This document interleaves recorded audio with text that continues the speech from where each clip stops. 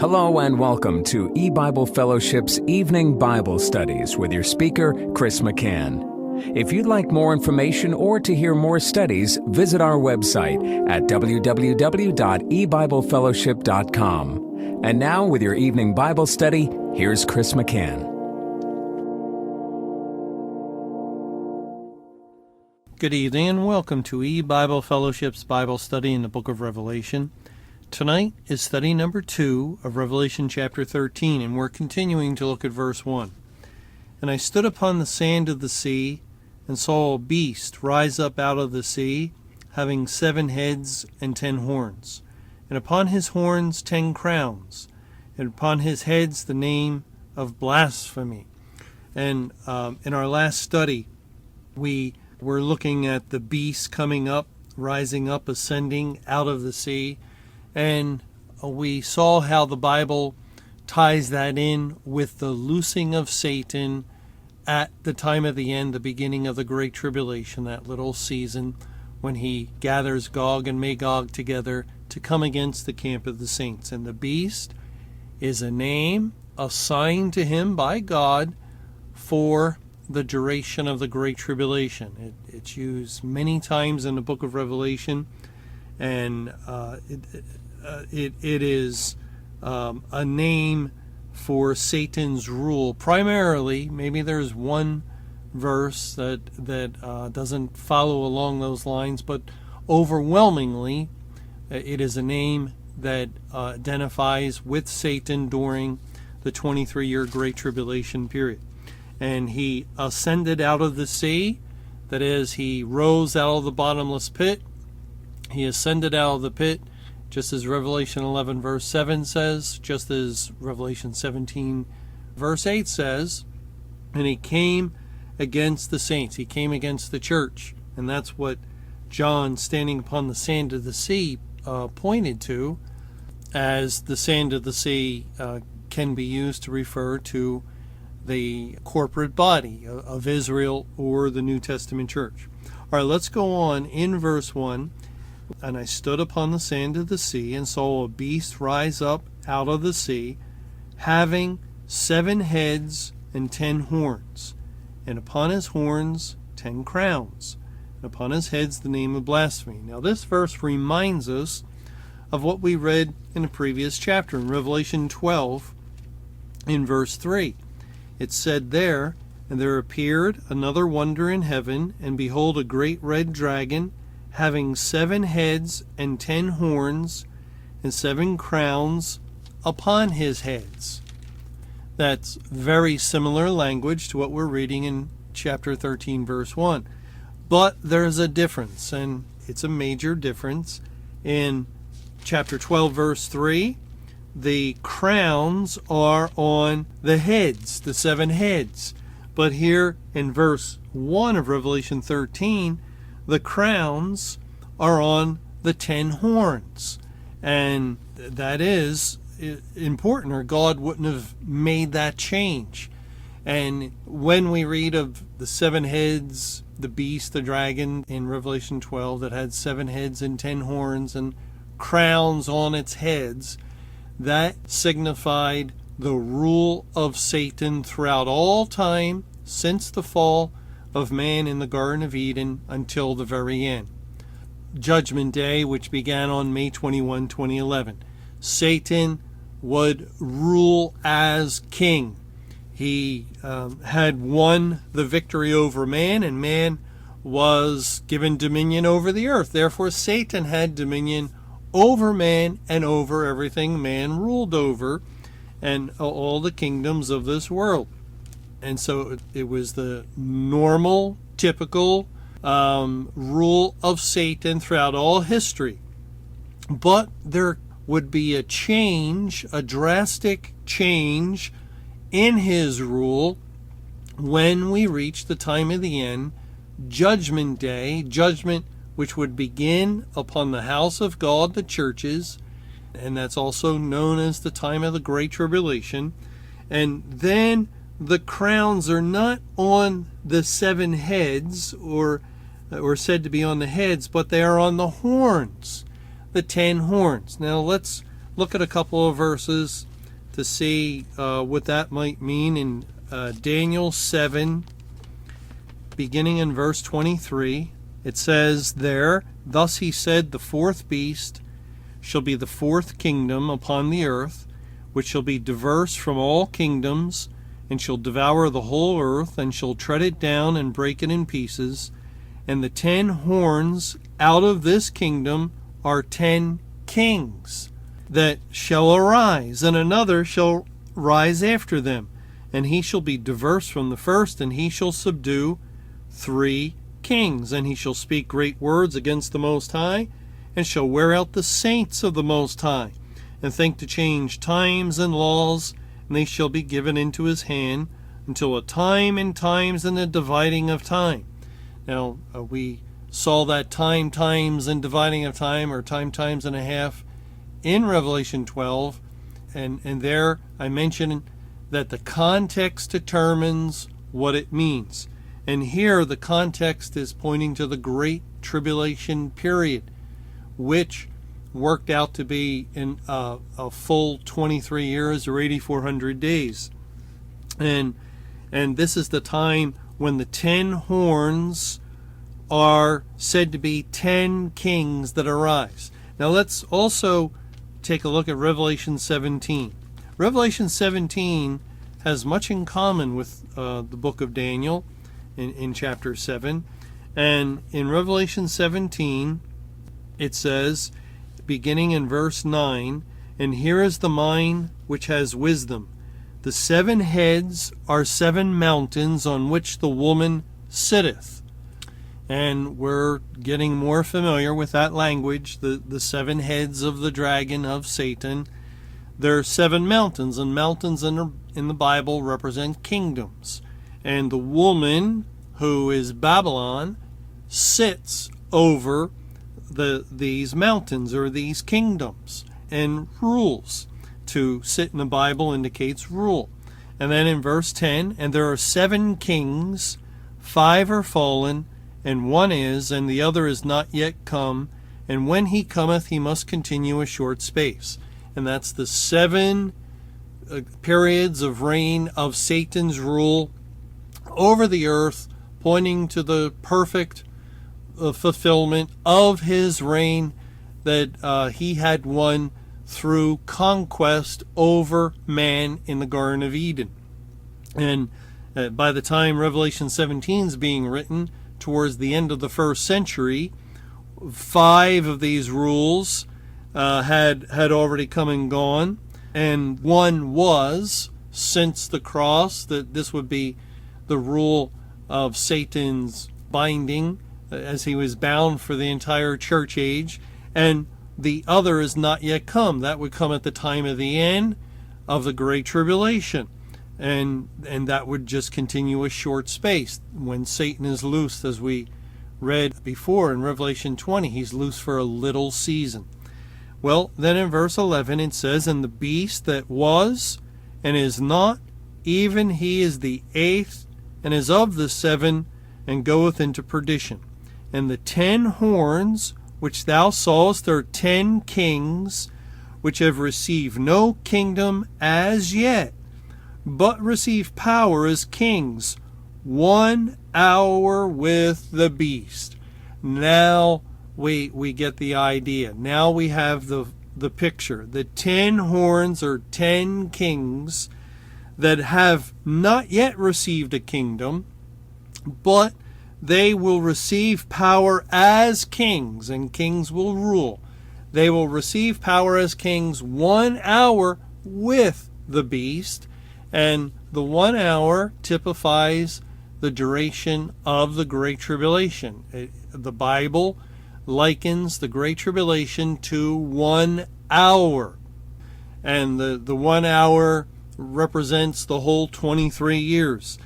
And so the 10 horns are 10 kings that will receive power as kings to rule with the beast during the Great Tribulation period. And that's why in Revelation 13 verse 1, there's a difference in the placement of the crowns. Again, having 7 heads and 10 horns, and upon his horns 10 crowns, because they're representing 10 kings, which 10 points to completeness. It's the completeness of the rule of Satan for the little season. And upon his heads the name of blasphemy. Well, we'll talk about that in a second. But the 10 horns now are representative of Satan's rule for 1 hour with the beast. And of course the beast is also Satan. God is using various names and different images and language to illustrate and to teach us certain points.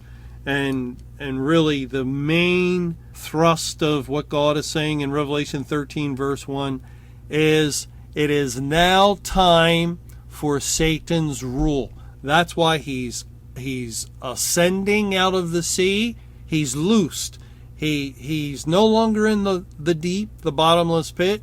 He is now loosed, and the crowns are not on the heads but on the horns, because it's the hour of judgment. The hour of the great tribulation has now begun.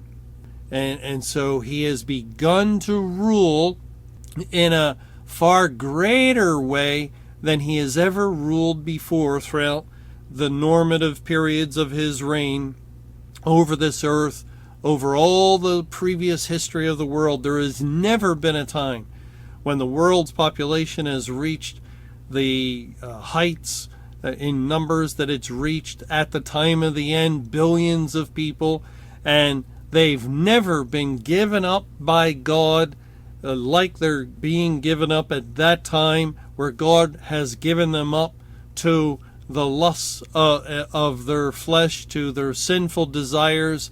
He's given up men to work that which is unseemly with men. He's given up women to do the same with other women. And the sin of homosexuality is multiplying and increasing.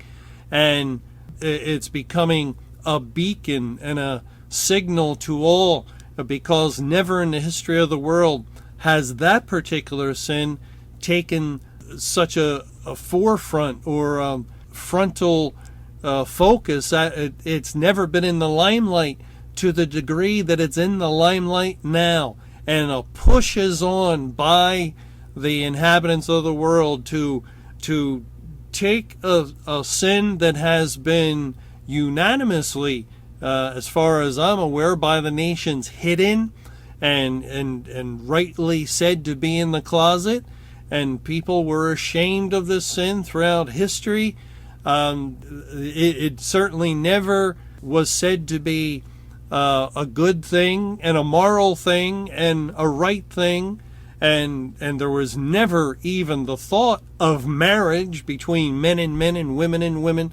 But now the end has come. Now Satan is the one that is ruling like never before in history, and he is the father of lies, and so he attempts to make that which is bad good, and that which is evil right, and to turn things upside down.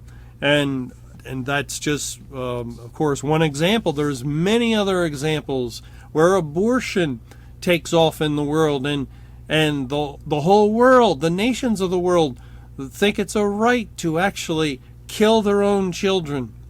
It's just incredibly alarming what has taken place since the beginning of the Great Tribulation back in 1988, and the loosing of Satan, where his rule in the world has greatly increased as people are deceived like never before to believe, for instance, such nonsense as evolution.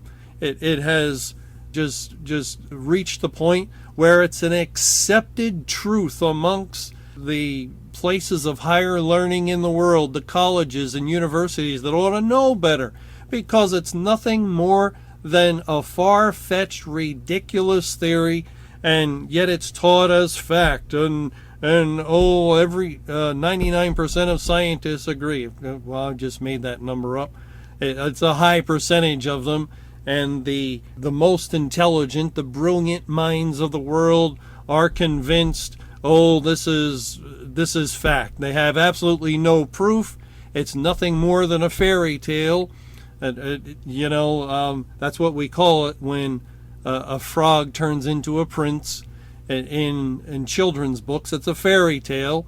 But in science of today, a frog may turn into a prince when you add a few million years or 100 million years, however long they're saying now, and then from a lower life form to man is what evolution is, and it's nothing but a fairy tale, the most ridiculous of ideas anybody could ever come up with, yet a solidly entrenched fact in the teaching of this world, because the world wants to do away with God, and because Satan was given the rule. It was his time, and so he was able to manipulate and deceive the hearts and minds of men that were in darkness to begin with to far greater degree. And that's what's been going on for these last decades in the world and, of course, in the church. The church has fallen away to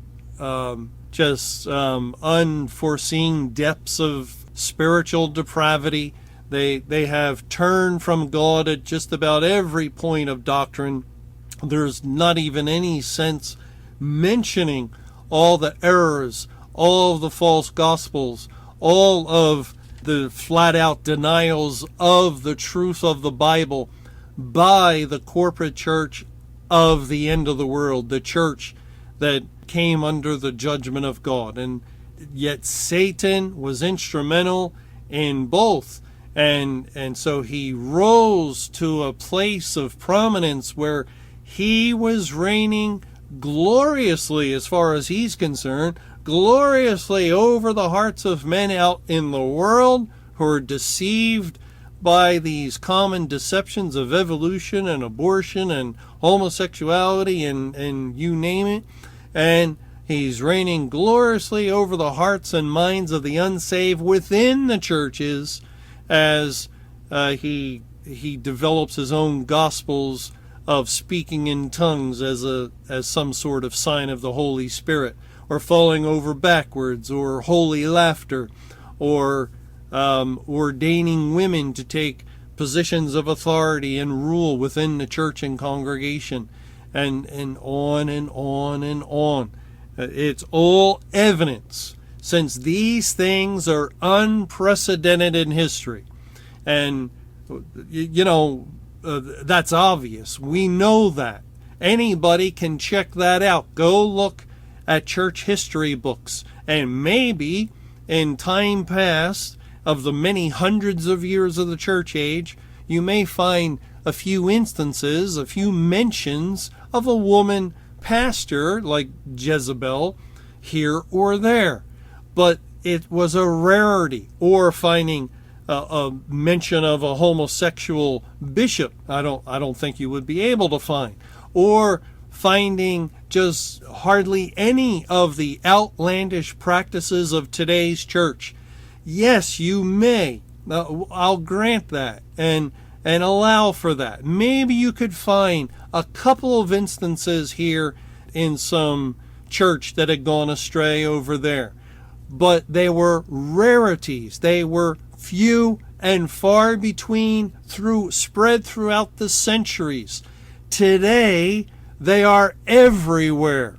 In all the nations, the churches that are in the nations are all experiencing these things, with the onslaught of women teaching, with the falling away of the church concerning marriage and divorce. It's in all churches everywhere, with the free will gospel just predominant throughout the church. And you can go on, and it's everywhere in the world, indicating a drastic change took place, and And we can trace it back just a few decades. It wasn't too long ago that this was not the case in the corporate church.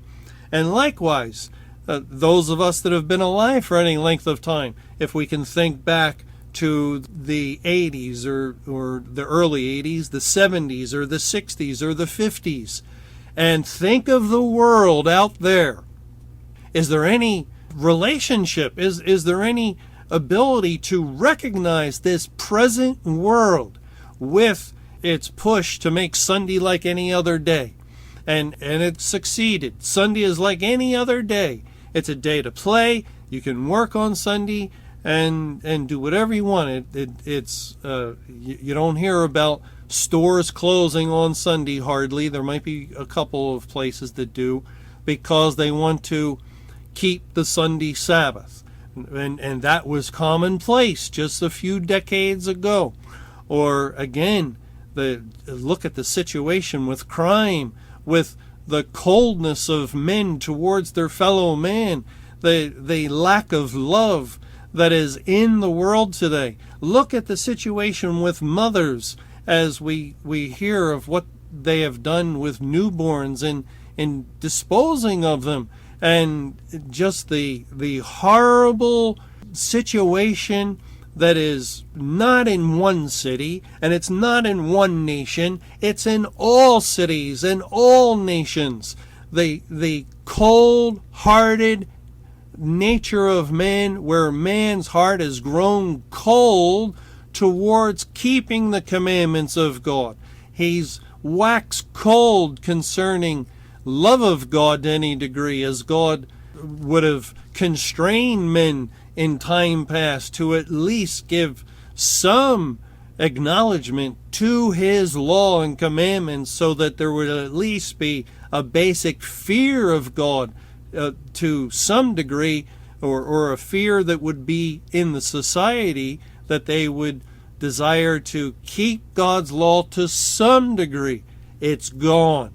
It's completely gone in the world, in the church. This time we're living in is not like any other previous time in all the world's history. Something has changed, and that something began with the loosing of Satan, and God allowed Satan to rule like never before in the world and in the church, and the world and the church began to take on the nature of the beast. They began to worship the beast, to be like the beast, as mankind is losing more and more identity with the image of God, and has become more like the image of the beast. Thanks for joining us for E-Bible Fellowship's Evening Bible Studies. You can hear these studies Monday through Friday over Paltalk, Skype, E-Bible Fellowship's webcast audio, or over your phone. For more information or to hear other studies, visit www.ebiblefellowship.com. Until our next study, may the Lord's perfect will be done.